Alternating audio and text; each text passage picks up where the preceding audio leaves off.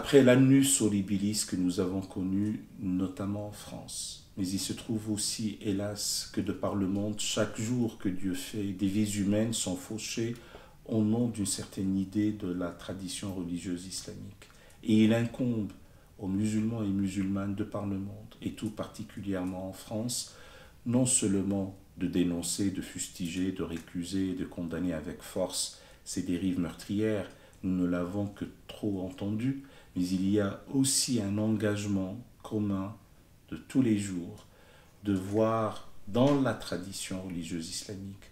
ce qui relève dans sa version standard de l'amour, de la bonté, de la miséricorde, de la sollicitude, de la prise en compte de l'intérêt d'autrui, de l'accueil, de la générosité, de l'hospitalité, et ce qui relève aussi malheureusement de la polémologie virulente, d'un genre littéraire appelé le livre des expéditions, de cette confusion entre ce que nous appelons le moment coranique et le moment islamique. Les premiers temps de la naissance de la religion islamique,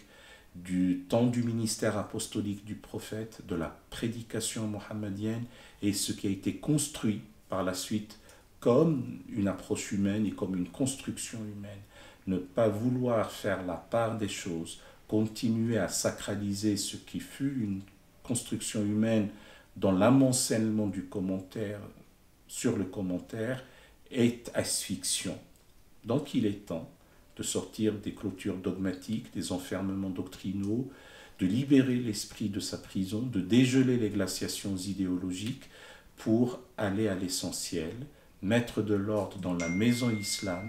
et surtout retrouver la sève vivifiante, l'essence spirituelle pour ne plus être ankylosé dans une vision passéiste, obscurantiste, et hélas qui s'apprête aussi à la barbarie. Ce n'est pas l'idée que nous faisons d'une belle tradition religieuse qui a connu un humanisme d'expression arabe en contexte islamique et qui a aussi sous-tendu une civilisation impériale à l'architecture palatiale.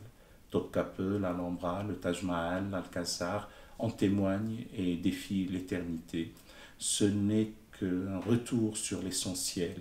là aussi fondé sur les valeurs humaines de fraternité, de solidarité, d'ouverture, d'amour qui nous sauvera de cette ankylose, de cette sclérose en place, j'ai envie de dire. Et là, c'est le fait de